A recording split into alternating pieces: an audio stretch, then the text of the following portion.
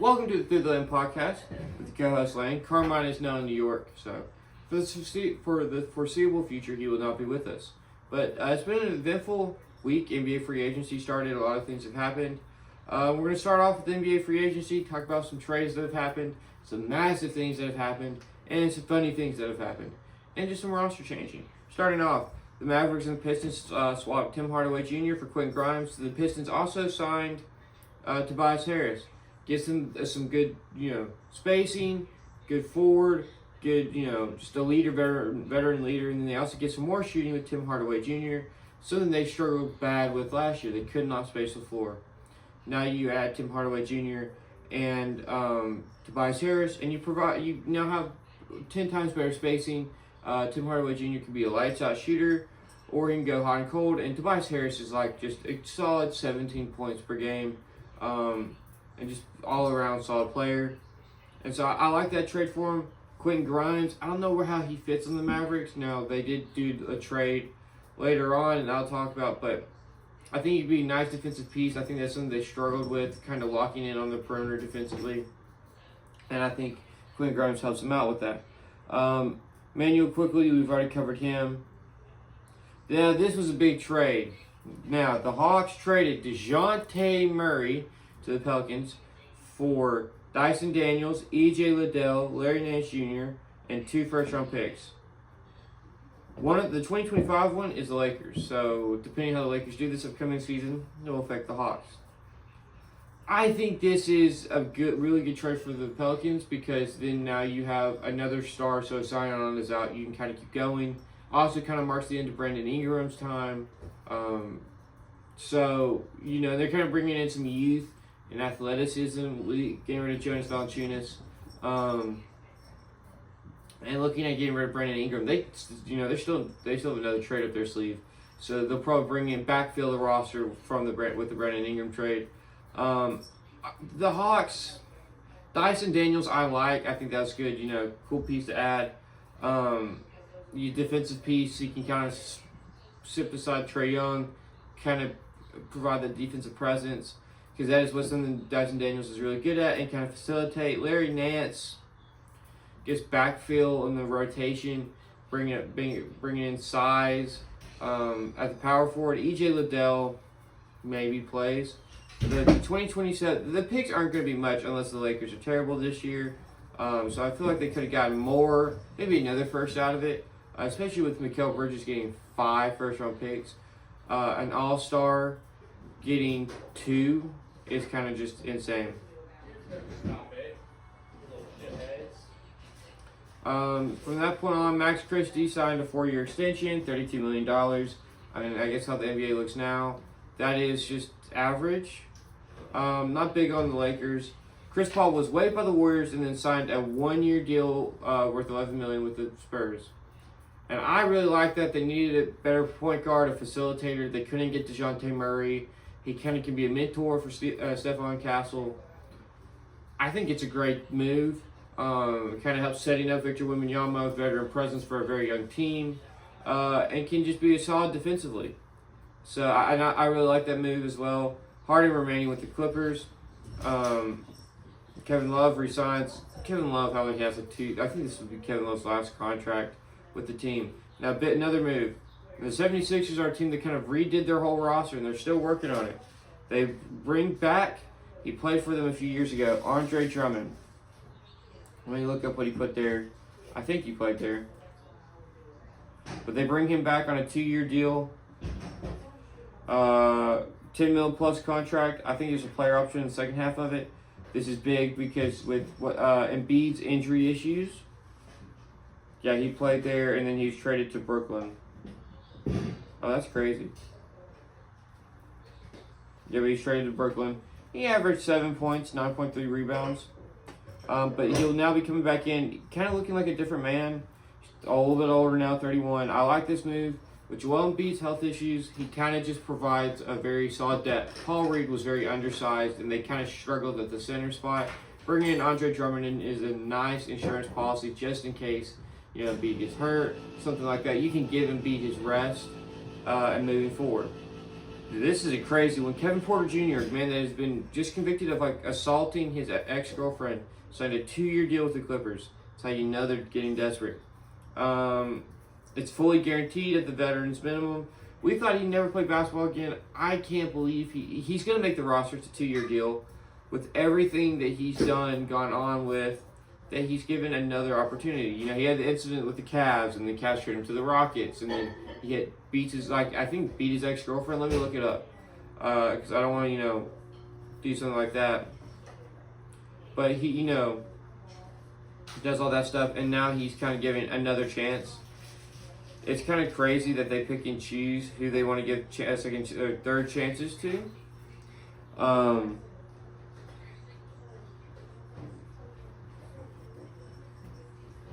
Let me look it up. Yeah. He pleaded guilty to misdemeanor assault and a harassment violation.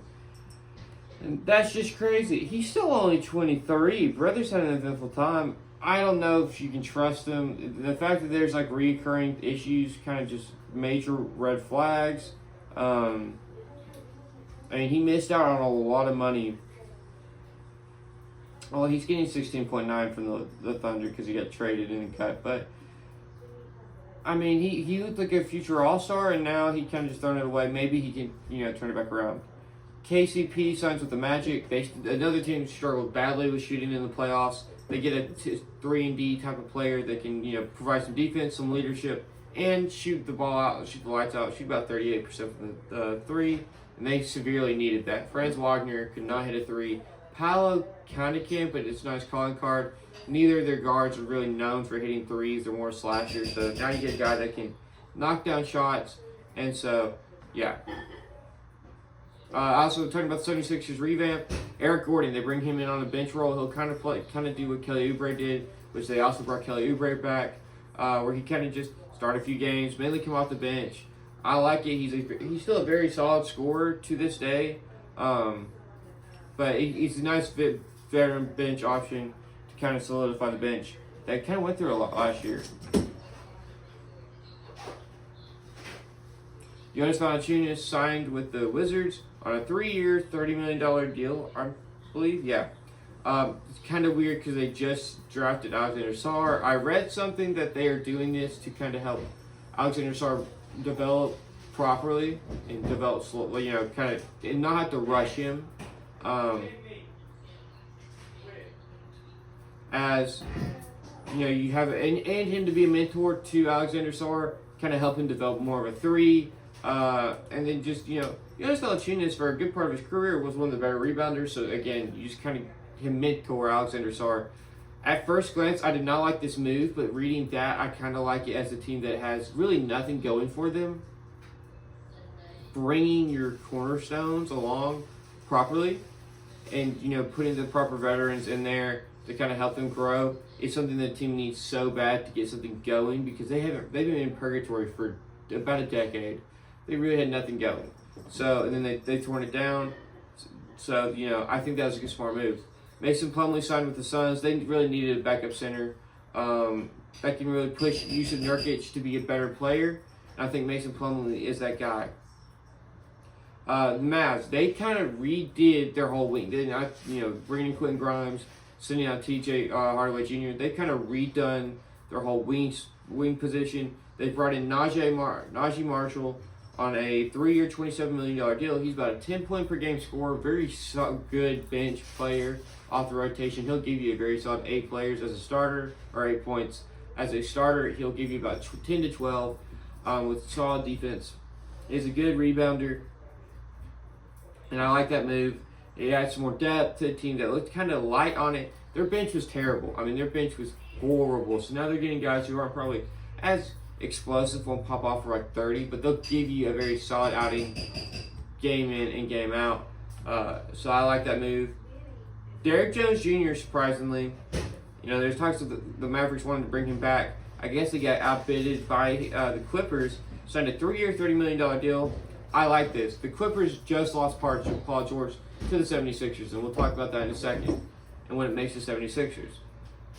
Bringing in a guy who can be a 3-and-D type player, yeah, you're not replacing Paul George, right? Paul George is Paul George.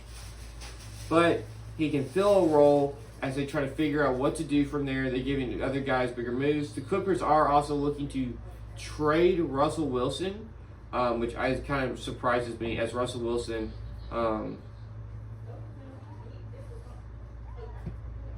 Russell Westbrook, sorry, kind of played a big role on the bench. And so I can't believe that, they're going to try to get rid of him. But Kelly Oubre, again, re-signed with the 76ers.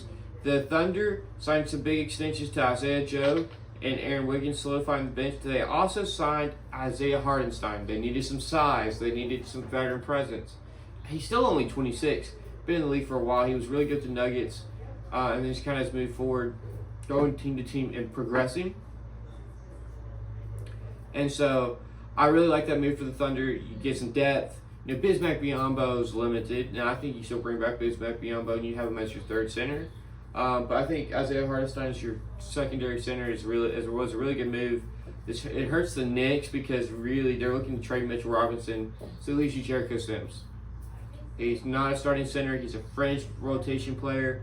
I think that the Knicks need to find somebody. They don't have much draft capital left. So either they go and they hit up the 76ers and say, hey, can we get Paul Reed as a depth player? And then try to, maybe bring in Bismack Biyombo to help him out. I mean, I think that's something they could do.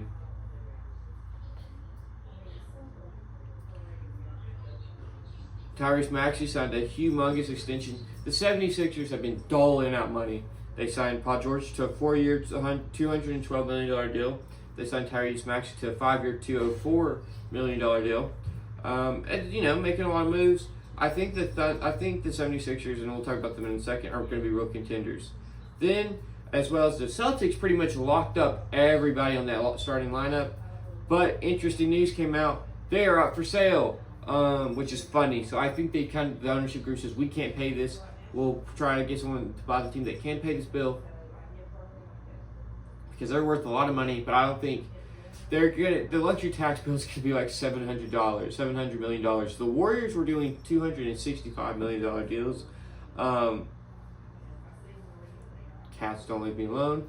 But I think they decided for the best of the team that they, sell, help keep the team contending, and move forward. Nicholas Batum started the year with the Clippers, got traded away from the Clippers, and then brought him to Philly, and then has re-signed with the Clippers. Again, another great move. You replace the forward position in your wing depth after losing Paul George, Derek Jones Jr., Nicholas Batum. You're seeing a lot of wing revamping, and I'm a big fan of it as well. Then the Warriors, and this is big, and this is sad news. Actually, we'll stop here until we'll talk about it. They signed DeAnthony Melton. Now, how did they get the money to spend $12.8 million on DeAnthony Melton? A sign and trade with Klay Thompson is happening. He is going to the Mavericks. The Mavericks are sending Josh Green to the Hornets. The Hornets are sending like 2 seconds to the Warriors to create a trade exception so that they can trade Andrew Wiggins somewhere and bring in a big deal, right? Can we just talk about how sad it is? Good Lord, it's a struggle. Can we just talk about how sad it is that Klay Thompson is leaving? I like the DeAnthony Melton move. Kind of added some defense in the backcourt. You can push Brandon Podcheski to the bench, and you add a 3-and-D type of guy. But this is set an end of an era. I don't like what Klay's done. I don't think it's right on Klay's part. As he should have stayed. He had a career worst deal. So the Warriors offered him 2 years, $50 million. He took 2 years, $48 million. He took 3 years, $50 million. Significantly less money. And that's weird because he said he wanted to be with the Warriors. I think his ego has been. I've been saying this for a while. Klay Thompson's ego is getting in the way, and he wants a different team where he can have more. He feels like he's more important on. Even if he's a third star, I think he was getting a lot of blame for the Warriors' struggles, and he had a career worst year. I think his ego is just in his way. I like the move for the Mavericks. They could not hit a three in the final, so now you add a hopeful sniper. We don't know what's going to happen because we've never seen him outside the Warriors system. So he's now got to insert himself into a completely new system, right? And all he's known is that Warriors system, which is a crazy offense. It'll be interesting to see how he fits. I think he'll struggle for a bit, and he might catch fire towards the end, but we're seeing him regress. And now you throw him into a new system, and he's never done this before. It's, insane. Now, we are going to talk about the fall of the Warriors later on. It's just crazy. Just crazy to see that the Splash Brothers are gone. Maybe they reunite towards the end of their career and just retire together. But, man, it is a sad time in the NBA. To see them leave. And I think this is just Klay's ego getting in the way. I think it was more than anything. The Warriors have gave him 2 years, $48 million, and he said, nah. And I said something funny earlier. LeBron had contacted Klay Thompson. He said he'll take less money to bring Klay Thompson in. They were trying so hard to Klay Thompson, and he didn't want to go there because Klay wanted to go to Dallas. Paul George. Man, you want to come to LA? No. I'm going to go to Philly. LeBron can't. The Aurora points. LeBron does not have the attraction. The Lakers look terrible, and now as Rob Pelinka, what are you gonna do? Like you miss so much on this offseason, missing moves, missing bringing in players. What are you gonna do? Like you've got to hit on something. So what are you gonna do to fix the team? Like how are you? At this point, with Rob Pelinka and LeBron, and then I'll talk about this now. Bronny's deal, he's 55th pick, fully guaranteed. Can't tell me his dad did not have a play in that. Because if you fully guarantee a second-round pick deal, you plan on that second-round pick being there. Once you get past pick 40, deals don't really get fully guaranteed. Because they don't know if they're going to make the roster. Really, after pick 35, the deal's not get fully guaranteed. Pick 55 just got fully guaranteed. I don't like this at all. Again, this is the favoritism BS. I just don't think it was a good deal. We still don't know what we're going to see out of Bronny, right? He had a teammate who averages 16.5 points. He went undrafted. Bronny averaged 4.8 on terrible efficiency. Like, if he was 4.8 and he shot 50% from the field, there's something there. He shot 33% from the field, 32% from three. It didn't look good. And yet you fully guarantee him, you spend a pick on him. You could have just picked him up as an undrafted free agent, but you wanted him to be drafted. I just don't like this all. I think it's overrated. Summer League's going to tell us a lot, right? Because if he struggles in Summer League, we know where we're going to be. Like, it's a foregone conclusion. He'll most likely struggle. But if he is all right in Summer League and maybe good, it doesn't change a thing still, but it does show that maybe there is something there. But I still don't think that he'll be a good piece right away. And you don't fully guarantee a guy's deal to have him in the G League. Because something can happen in the G League. You fully guarantee his deal to have him as an impact player. So this diluted a lot of what the Lakers were wanting to do, right? Again, I just don't like this deal. I don't think it was smart. I think this is favoritism. I think this play, you say what you want. Bronny would not have been drafted if it wasn't for his name. He got drafted by his dad's team at pick 55. 3 picks later and the draft was over. So really that was just a grace pick. Again, this whole Bronny situation looks rough. And Rob Pelinka, what are you going to do? Because you fully guaranteed a 55th pick salary. You haven't brought anyone in. You just signed your picks and then re-signed Max Christie. Not a trade, not nothing. And at what point do we look at Rob Pelinka? Moving back to the rest of this. Go Beyonce. Just re-signed with the Magic. Had to be the backup center. I really like him. I think he could be a solid starting center. Gary Harris also re-signed there. Chris Dunn signed with the Clippers. They're putting in more depth. Like, very, very solid depth. Like, they're average starters, but they're plus bench players. I like that deal bringing in Chris Dunn. Mo Bamba signed to be with the Clippers. I mean, man, they're bringing in some very solid bench players. Mo Bamba, I really like. I think he has the potential to be a massive impact player. And then here we go. We talked about this, the Cavs situation, right? Donovan Mitchell just signed a 3-year extension, $150 million. It came out, if he signed an extension, Darius Garland was going to be gone. So are we going to see that Darius Garland leave, or are we going to see that that was just a whole charade, fake news, wasn't real, right? Because if it was, good. If not, it's going to go nuts. And if the Warriors are looking at somebody, Darius Garland's a guy that if I'm the Warriors, I would want to bring in.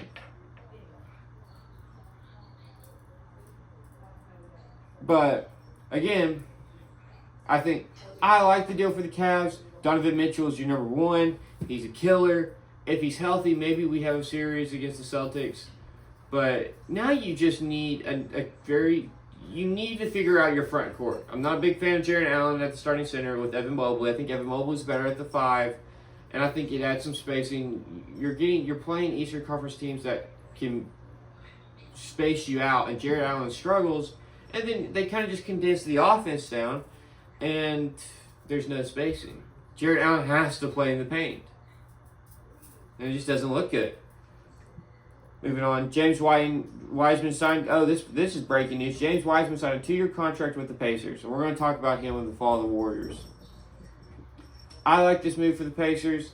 Offensive team. He's a very good offensive player. Bad defensively, but very good offensively. He has the potential to be a very good defensive player. But outside of that, that is that. Now, I swear the Bulls made more moves. Because I wrote down revamp Bulls moves. Or revamp Bulls.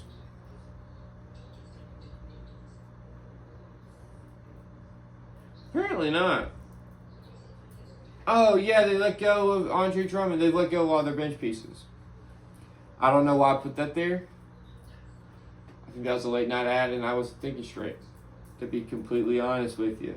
Oh, they're looking at moving DeMar DeRozan and Zach LaVine. Zach LaVine has 0 trade value. DeMar DeRozan, if I had a guess, will end up on the Lakers. But they're kind of backfilling. They've made another move to bring in someone else young, and it's not popping up. But yeah, they made another move. But let's see.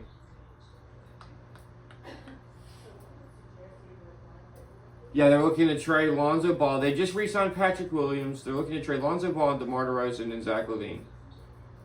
Kind of clear out that guard issue, and just kind of start fresh. Man, they went all in, and it backfired bad. I mean, it backfired really bad to the point where the Magic looked really good. Also, talking about teams, the Thunder are going to be an issue. Right? The Thunder are about to be an issue. So I saw something, the Clippers need to be winning. And this is something we need to look at. If the Clippers suck, right, and they struggle, guess who has their first round pick? The Thunder. So they could have a chance of going after Cooper Flag. And if they get Cooper Flag, Lou Dort's gone, and Cooper Flag is playing one of the 4 positions, and you're just going to rotate Jalen Williams back and forth between small forward and power forward. And that team's going to win. That's going to be a dynasty. I think they're already about to be a dynasty. I'm high on the Thunder. You got top first round picks. You're going to keep rotating them in. That's going to be a deep roster. They've extended their core bench players. They signed the backup big that they needed to add some size. Hopefully Chet bulks up. I think that was big. I really like the move that they did. I think the Thunder are going to be scary. Now this is where we're going to get on a little bit of a thing. I'm having to cut myself from ranting because I rant too much. The fall of the Warriors, and it's really been from the Jordan Poole trade on the week after they won the title, because they extended Andrew Wiggins and Jordan Poole to now, right? They turned Jordan Poole, Klay Thompson, and Chris Paul to 2 second-round picks, 2 Hall of Famers, and once a 6 Man of the Year candidate, like recently, and he's still in like early mid-20s to 2 second-round picks. Can't even get a first for Klay. You just waived Chris Paul, and now rightfully so. His contract was terrible. You got little to nothing. Also, in that Jordan Poole trade, they traded away that year's their most recent first-round pick in Patrick Baldwin. Who going into that draft year, his draft year, looked like a top 10 pick. Now he played for a Milwaukee team that just did not look good and was not good for him. But there again, you know, 2 second-round picks. The Chris Paul trade was a disaster. The way they handled Jonathan Kuminga, to where he had to call out Steve Kerr for him to get put in the starting lineup, and then him show why he called him out. Moses Moody getting little to no minutes, but showing when he does play, he lights the world on fire. I mean, it's just complete. Since Bob Myers has left, it's been a complete mishandling of the roster. It's been like 3 years where this team is just fumbling. Letting Gary Payton walk and then bringing Gary Payton back in halfway through that year. Now, I like the Brandon Pops. They had a very solid draft last year. Both draft picks were starters. Guy Santos looks another guy they drafted, I think, or he played in their G League team, and Lester Quintez look like very solid rotational pieces, right? But you need the whole Klay Thompson issue reeks of a bad divorce. The Jordan Poole dilemma is just bad, and Chris Paul should never have been on that team. You were hoping that down the line, cut him or trade him. Well, you just gave up your potential. It's pretty much a first-round pick. Now, yes, Patrick Baldwin struggled since then, but first-round pick. Think Jordan Poole. You got Chris Paul back for a year. Like it's sad to see the Warriors fall because they're missing on so much. Now, I do like the D'Anthony Melton ad. I think they're going to have another trade up their sleeve. I think Andrew Wiggins is gone. I believe Andrew Wiggins should be gone.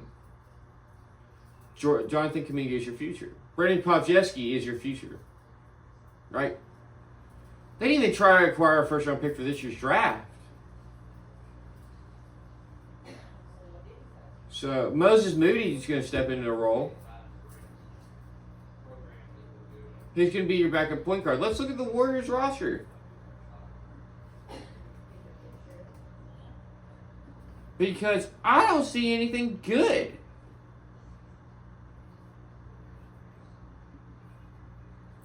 I mean, this roster, Gary Payton going to be your backup point guard? They brought in Lindy Waters, and he can shoot the lights out of the stadium. But you need a backup point guard now. Is that going to be D'Anthony Melton?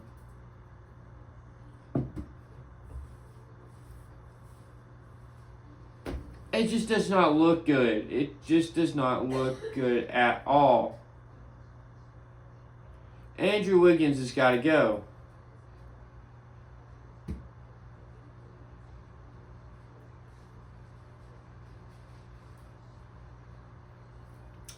It's just, I don't like what they've done. I think they struggled badly.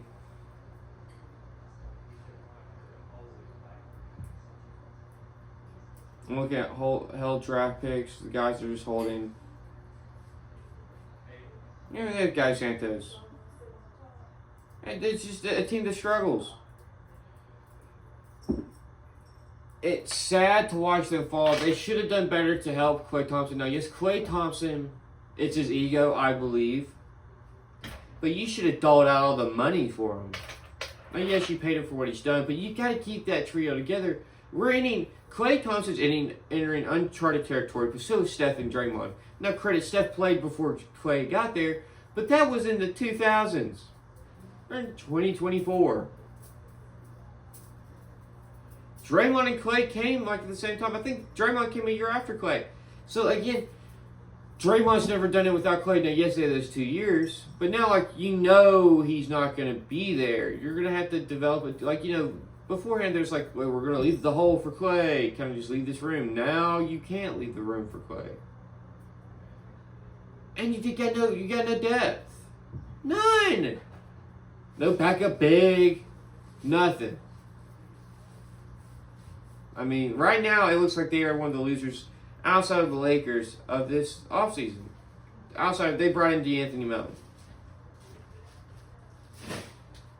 And it's sad to watch because they were a fun franchise to watch for the 2010s. And to see them go down like this after winning a title, it's just sad. But toward the end of the podcast, we're going to have a quick hit. We're going to start going into the professional lacrosse league, or try to at least. I did not watch much of it this weekend because I was working all weekend and was very tired. But that is something that I will try to get into more as the future rolls. I think there'll be maybe one more episode this week. I've been working a lot this week, so not had much time to record episodes. But this episode should come out on a Wednesday, maybe Tuesday night. But it's either Wednesday night, Tuesday morning. So, yeah, thank you for watching, and I'll see y'all next time.